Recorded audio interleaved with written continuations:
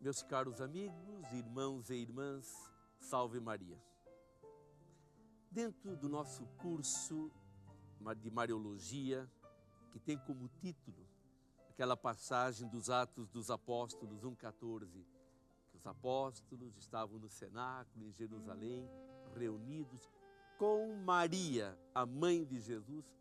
Dentro deste nosso curso, hoje vamos abordar a liturgia. Liturgia que originalmente significa um serviço público, mas que para nós significa a oração que Cristo eleva ao Pai. E eleva hoje ao Pai através da sua igreja, da sua família. É o ato de louvor, de adoração, melhor, é a antecipação daquilo que faremos na eternidade. E vamos abordar este assunto porque Maria, ela também tem um espaço na liturgia, nesta oração oficial que nós elevamos a Deus. E por que tem esse espaço? Porque ela ocupa, como lembra Paulo VI, um lugar especialíssimo na história da salvação.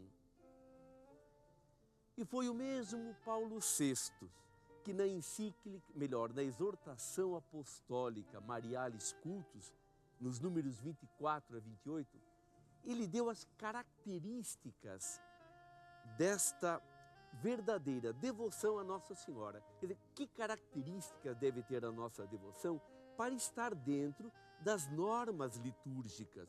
Porque se deixar cada um fazer como quer, vai virar assim um individualismo, um subjetivismo muito perigoso. Então a igreja coloca normas, orientações para que a oração dos fiéis, da comunidade, tenham assim aquelas características que a oração oficial da igreja deve ter. Uma primeira característica da devoção mariana, das expressões de devoção mariana, é a característica trinitária. Quer dizer, o culto mariano faz parte daquele culto que a igreja eleva ao Pai, no Filho, pelo Espírito Santo. O objetivo final, portanto, de uma devoção à Nossa Senhora não é Maria, é Deus. Claro que nem sempre tornamos isso explícito, é o que torna às vezes até difícil para alguém que não é católico entender nossas devoções. O centro da nossa devoção não é Maria, é Deus, a Santíssima Trindade, a quem os únicos que são dignos de toda a honra e de toda a glória. Uma outra característica da devoção mariana é a característica cristológica. Quer dizer, Cristo está no centro da obra da salvação. Tudo é em função dele, também Maria. Maria não existiria se Jesus não tivesse vindo nos salvar. Quer dizer, não haveria Maria sem Jesus. Existe Maria e aí prestamos um culto a ela, louvando-a, fazendo aquilo que muitas vezes fazemos em nosso dia a dia. Quando vamos numa exposição, vemos uma obra de arte que nos agrada, louvamos a obra, mas a obra não merece esse louvor.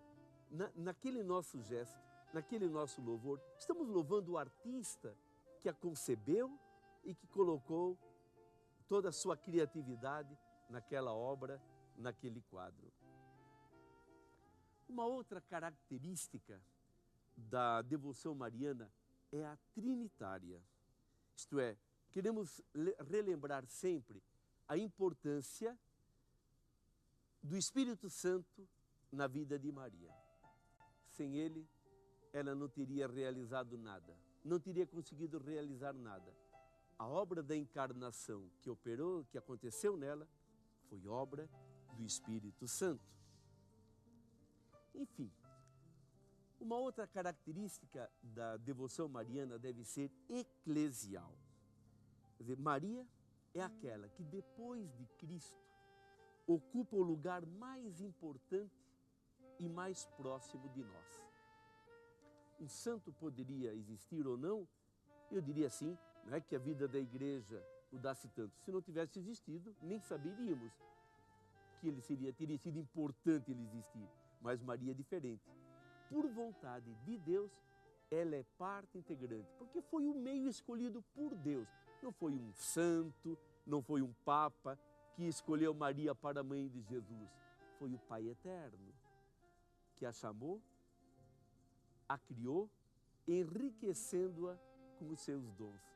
E o Pai não deixaria de enriquecê-la com todos os dons possíveis, porque se tratava de preparar o coração daquela que deveria acolher Jesus em seu seio, formá-lo e educá-lo, preparando-o para o início da sua missão. Dito isto, será importante depois procurarmos dar orientações, porque a igreja quer que toda a devoção mariana seja assim, feita dentro de normas, de regras. Como eu comecei dizendo, se formos deixar que cada um faça aquilo que vier na sua cabeça, aí sim nós vamos ter muita coisa esquisita. E é importante que haja aqui nesse campo, assim, sobriedade, muito respeito, muito carinho. E eu tenho que fazer alguma coisa que o outro irmão também possa fazer e que não o escandalize. Então, nesse campo, às vezes, das devoções marianas, temos que reconhecer, por vezes, há exageros. Aliás, o primeiro exagero começa quando a isolamos de Jesus Cristo. Quer dizer, tiramos ela do seu contexto. Ela existe na igreja por causa de Jesus. Quanto mais ao olharmos para Maria com Jesus, em relação a Jesus, mais entenderemos o seu papel. Então, no próximo bloco, eu vou analisar, também com a ajuda de Paulo VI, analisar assim as orientações que a igreja quer que tenhamos sempre diante de nós sobre o culto mariano.